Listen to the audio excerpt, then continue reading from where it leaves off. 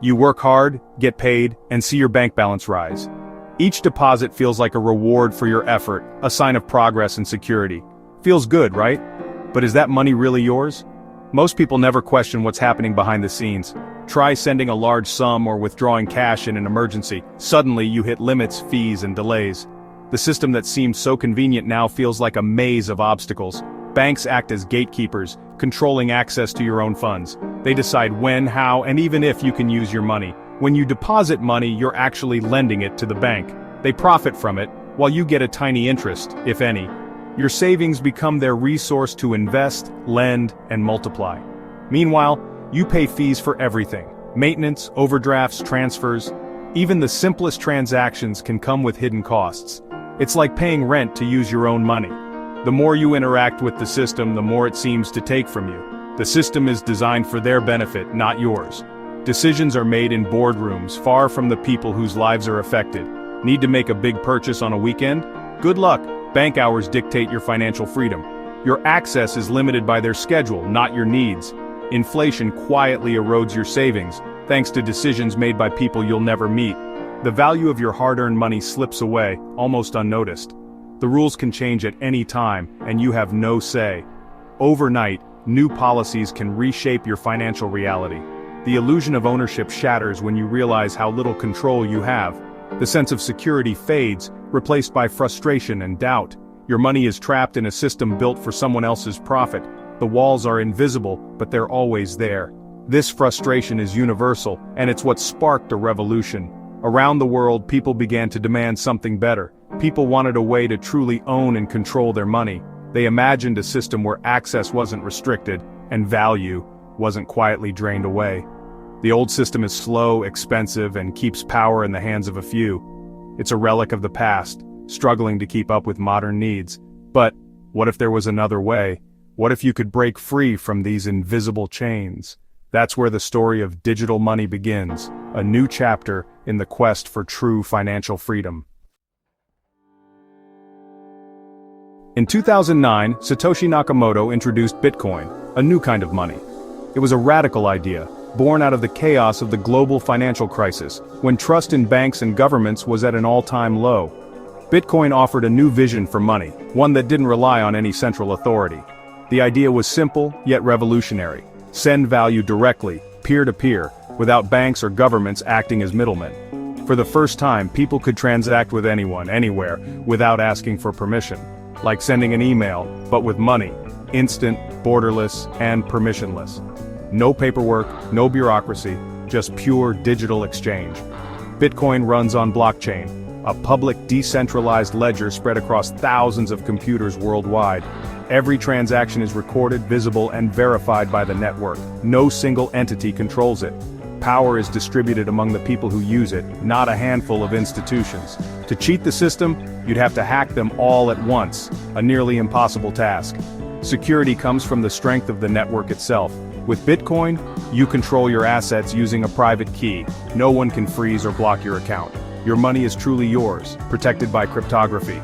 No withdrawal limits, no waiting for business hours. Bitcoin is always open, 24/7, accessible from anywhere in the world. Sending money across borders became fast and affordable, connecting families and friends separated by distance and time zones. Bitcoin proved a financial system could exist outside traditional control. It inspired entrepreneurs, activists, and everyday people to imagine new possibilities. It was more than technology, it was a statement. Money could empower, not just control. It sparked conversations about freedom and fairness. For the first time, people could truly own digital assets, opening the door to a new era of financial independence.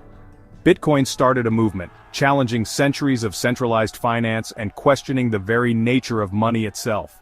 It gave people a choice and an exit from a rigged system, offering hope to those left out by traditional finance.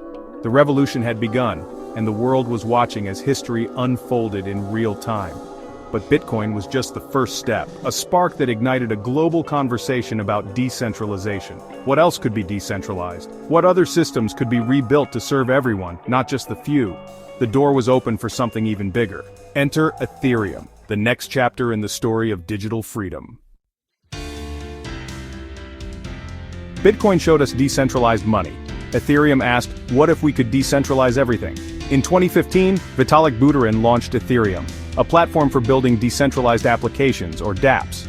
Its breakthrough smart contracts, self-executing code that runs exactly as programmed. Imagine a vending machine. You put in money, get a snack, no middleman needed. On Ethereum, smart contracts handle deals automatically, transparently, and securely. This unlocked decentralized finance or DeFi lending, borrowing, trading, all without banks. Anyone with an internet connection could participate 24/7. Ethereum became the foundation for a new open financial ecosystem. It wasn't just about money, it was about building a fairer, more transparent digital world. Users gained control over their assets and data. Ethereum proved blockchain could power more than currency. It set the stage for a truly open, programmable internet, Web 3. But there was still a problem: accessibility. Crypto promised freedom, but early on it was hard to join. Mining required expensive hardware and technical know-how. The unbanked and marginalized, the people who needed it most, were often left out. Complex exchanges, confusing wallets, and the risk of losing your keys made it intimidating. The movement that aimed to democratize finance felt exclusive. For crypto to reach everyone, it had to become simple and accessible. The next leap wasn't about more power, it was about ease of use. Crypto needed to fit in your pocket, not just on a server farm. The world was waiting for a solution that anyone could use. Enter Pi Network, a project designed to make crypto truly accessible. Launched in 2019 by Stanford PhDs, Pi lets you mine cryptocurrency on your smartphone. No special hardware needed. Mining is as easy as tapping a button once a day. Pi uses a trust-based consensus system, not energy-hungry mining. Anyone with a phone can join, from students to farmers worldwide. Pi's mobile-first approach has attracted tens of millions of users. It's building a global community and a peer-to-peer marketplace for real goods and services. Pi isn't just about coins, it's about creating an inclusive digital economy. Bitcoin proved decentralization, Ethereum made it programmable, Pi is making it universal. Now, the crypto revolution is truly for everyone. The next billion users are just a tap away. For 1.4 billion people around the world, banking isn't just inconvenient, it's impossible. Entire communities are left outside the financial system, unable to open accounts or access basic services that many of us take for granted. The unbanked rely solely on cash, risking theft, loss, and having no way to save, build credit, or plan for emergencies. Without a safe place to keep their money, every day is filled with uncertainty and vulnerability. Financial exclusion traps people in cycles of poverty, making it nearly impossible to start businesses, invest in education, or send money home to loved ones. Opportunities are lost before they even begin. Traditional remittances can eat up as much as 20% in fees, money that families desperately need for food, healthcare, and education. These high costs keep people from building a better future. Decentralized currencies like Bitcoin, Ethereum, and Pi offer a lifeline, breaking down barriers and giving people direct access to their own finances. All you need is a smartphone and an internet connection, often more common than bank accounts in many regions. This technology is opening doors that were once firmly shut. Suddenly, anyone can have a secure digital wallet, send and receive money instantly, and protect their savings from loss or theft. It's a game changer for millions. This isn't just tech, it's empowerment. It's the freedom to participate in the global economy and take control of your own destiny.